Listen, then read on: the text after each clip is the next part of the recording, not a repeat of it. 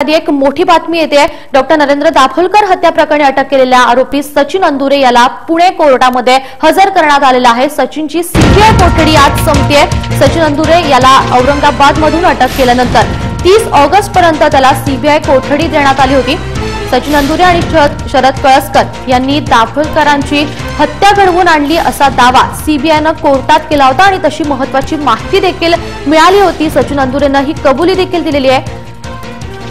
त्याचप्रमाणे सचिन अंदुरे यांनी पिस्तूल चालवण्याचं देखील ट्रेनिंग घेतलं होतं आणि त्याचबरोबर सचिन याच्या मेहुण्याकडून ब्लॅक कलरचं पिस्तूल देखील जप्त करण्यात आलेलं आहे। त्यामुळे सीबीआय आज कोर्टामध्ये काय माहिती सादर करतं हे पाहणं महत्त्वाचं ठरणार आहे। कोर्टातल्या युक्तिवादाकडे सगळ्यांचं लक्ष लागलेलं आहे। डॉक्टर दाभोलकर हत्येप्रकरणी अटक केलेल्या सचिन अंदुरेची आज कस्टडी संपते आणि त्याला कोर्टामध्ये आता हजर केलेलं आहे।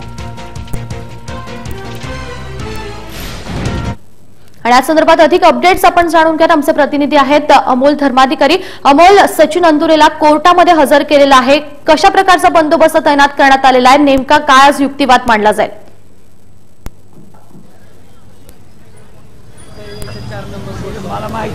अमृता, काही वेळापूर्वी सचिन अंदुरेला शिवाजीनगर सत्र न्यायालयात आणलेला आहे, मात्र अद्याप सुनावणी जी आहे ती सुरू झालेली नाहीये। या आधीची सुनावणी सुरू असल्यामुळे काही वेळ लागू शकतो, मात्र काही मिनिटातच ही सुनावणी पुन्हा सुरू होईल। आपण जर सचिन अंदुरेचा आतापर्यंतचा जो प्रवास पाहिला तर 2 आठवड्यापूर्वी सुद्धा त्याला कोर्टात आणलं होतं आणि त्यानंतर त्याला 7 दिवसांची पोलीस कस्टडी देण्यात आलेली होती, त्यानंतर 4 दिवसांची। आणि आता या 4 दिवसात सीबीआयने काय माहिती हाती घेतलेली आहे हे पाहणं महत्त्वाचं ठरेल आणि सीबीआय वकिलांच्या मार्फत कसा युक्तिवाद करतो हे देखील पाहणं महत्त्वाचं ठरेल। यात महत्त्वाची गोष्ट अशी म्हणजे सीबीआयला दाभोलकरांचा तपास करण्यासाठी शरद कळसकरची सुद्धा कस्टडी हवी आहे, मात्र काल न्यायालयाने ती कस्टडी दिलेली नाही। त्यामुळे अंदुरेला आता इथून पुढे काय न्यायालयीन कोठडी मिळते का सीबीआय कस्टडी मिळते हे पाहणं महत्त्वाचं ठरेल। आणि या दरम्यान जर शरद कळसकरची सीबीआय कस्टडी मिळाली तर यापुढे शरद कळसकर आणि सचिन अंदुरे या दोघांची मिळून सुद्धा चौकशी होऊ शकते असं देखील सांगण्यात येते। दरम्यान आता सचिन अंदुरेवरती काय नवीन युक्तिवाद सीबीआयचे वकील करतात हे पाहणं महत्त्वाचं ठरेल। मात्र आपण जर पाहिलं तर आतापर्यंतचा जो सचिन अंदुरेचा प्रवास आहे हा एकट्याला सचिन अंदुरेला आणलेला होता आणि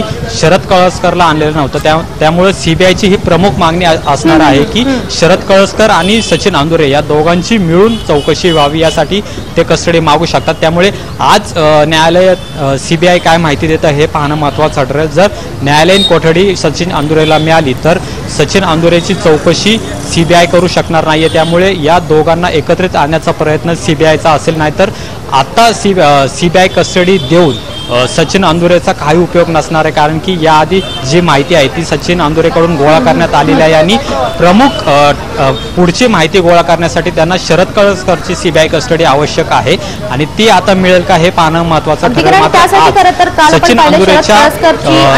सचिन अंदुरेवरती काय युक्तिवाद होतो किंवा काय अपेक्षित होतं त्यासाठी नकार दिलेला आहे। नेमका आजच्या युक्तिवादाकडे आता सगळ्यांचं लक्ष लागलेलं आहे। धन्यवाद अमोल या सगळ्या माहितीसाठी।